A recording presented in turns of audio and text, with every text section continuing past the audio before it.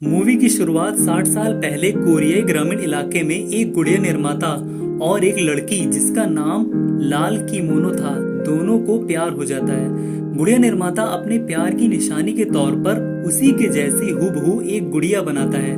एक दिन लाल किमोनो की हत्या कर दी जाती है, जिसका इल्जाम गुड़िया निर्माता पर डाल दिया जाता है और उसे गिरफ्तार कर लिया जाता है। लेकिन लॉकअप में उसे ना ले जाकर उसे जंगल में ले जाते हैं और वहां उसे जान से मारकर उसे वहीं जंगल में दफना देते हैं। लेकिन गुड़िया निर्माता मरते वक्त उसी गुड़िया को देखता है। उसके मरने के बाद उसकी कब्र के पास वो गुड़िया अंत काल तक बैठी रही।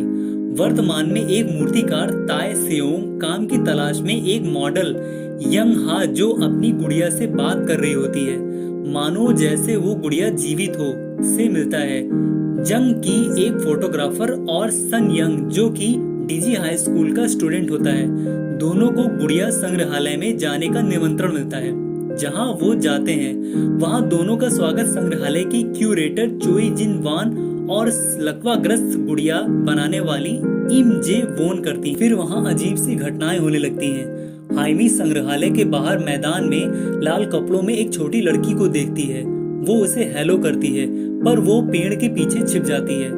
जब ताए सियोंग क्यूरेटर के ऑफिस में चुपके से देख रहा होता है, तभी अचानक एक डॉल उसके कंधे पर हाथ रखती है, जिसे देख वो बहुत डर जाता है।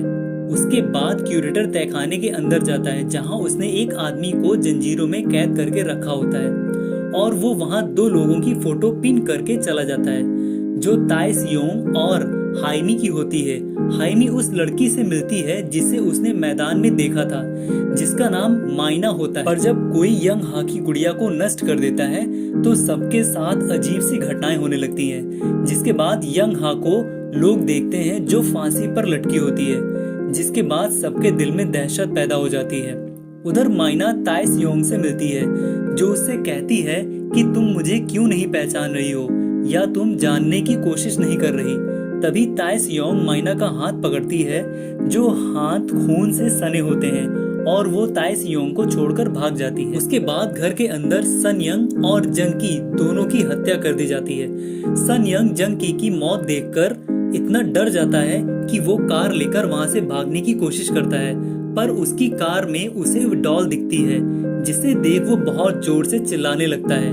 ड्राइविंग पर ध्यान न देने की वजह से उसका एक्सीडेंट हो जाता है, पर वो फिर भी बच जाता है, पर वो डॉल उसका गला दबाकर उसे मार देती है। इधर ताई अतीत में देखती है, जब वो छोटी थी तब उसके पास एक डॉल थी, और उस औरत का चेहरा देखते ही उसकी आंख खुलती है। वो उठकर अपने कमरे में जाती है और अपनी माँ को फोन करके उस डॉल के बारे में पूछती है, जो सारी बात सच निकलती है।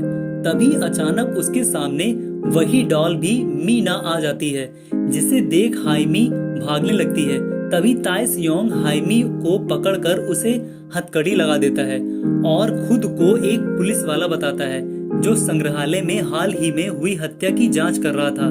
तभी इम वहां आती है और वो सब बताती है कि वो लाल गुड़िया जिसके निर्माता को तुम्हारे पूर्वजों ने मारा था, वो गुड़िया मेरे पास है, और वो सभी लोगों को जिनके पूर्वजों ने उसके मालिक को मारा था, वो उनके सारे वंशज को मार देगी। और वो वहां से चली जाती है। हाइमी अपनी हथकड़ियां खोलने को बोलती है, पर ताए सियोंग के पास उसकी चाबी नहीं होती, जिसे वो लेने जाता है। तभी वही लड़की हाइमी के पास आती है, जिसके डर से वो गोली चला देती है, पर उसे कुछ नहीं होता। हाइमी को उसका इंतजार करने को कहती है और वहां से चली जाती है। और हाइमी अपनी हथकड़ी को साबुन की मदद से हाथ को निकाल लेती है। इधर वही लड़की ताए सियोंग को मारने की कोशिश करती है, जिसे हाइमी देख लेती है, और उसे याद आता है कि उसे मारने के लिए उसकी हम शक्ल डॉल की आंख निकालकर उसका गला काटना होगा, क्योंकि आत्मा आंखों से आती जाती है, और वो उस डॉल को ढूंढने चली जाती है। हाइमी उस डॉल की गर्दन को काटने वाली ही होती है, तो उस लड़की को पता चल जाता है और वो ताए सियोंग को छोड़ देती है। वो उसकी गर्दन पर वार करने वाली ही होती है, तभी वो गायब हो जाती है। तभी हाइमी देखती है कि वो डॉल उसी लड़की के पास है। इधर हाइमी के सामने ही ताए सियोंग की गुड़िया हत्या कर देती है, जिसे देख वो वहां से भाग जाती है। वो लड़की हाइमी को भी मारने की कोशिश करती है, पर तभी अचानक से उसे हाइमी के हाथ पर बचपन की चोट का निशान दिखता है, जिससे वो लड़की याद करने लगती है कि कैसे उसने उसे एक स्कूटर से बचाया था। वो लड़की उसे नहीं मारती है और हाइमी के कंधे पर सर रखकर रोने लगती है।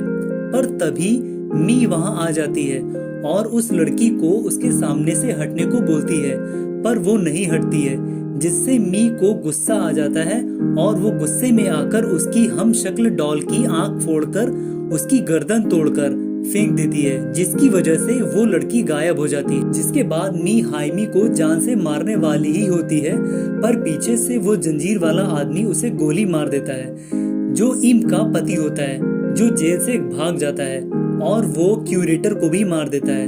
अंत में हाइमी और इम के पति दोनों मिलकर सभी गुड़िया और लाशों को जला देते हैं।